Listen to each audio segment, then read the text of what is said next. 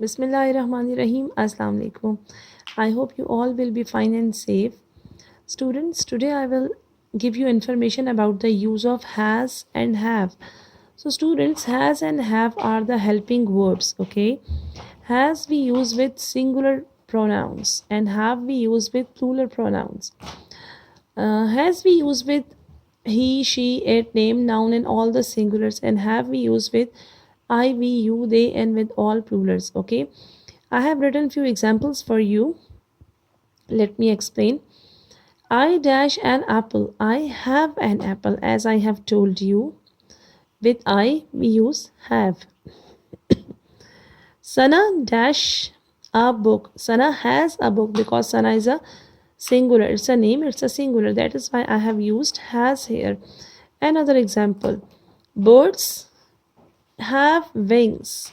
Birds, it's plural, so that's why I have used have. Birds have wings. Another example. You dash a cat. You have a cat. All right. Next example is they have a test. As I have told you, with you, we, they plurals, we use have. So here we have they have a test. Next example is he dash a laptop. He has a laptop. Okay, with singulars we use has, with plurals we use have. She has a new dress. Again, she is singular. That is why I have used has. Next example is we dash a blue cup. We have a blue cup.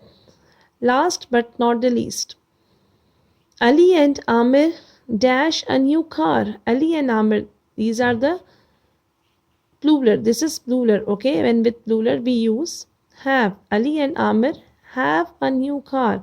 So students, what you have learned in today's video, with singular pronouns we use has and with plural pronouns we use have. All right?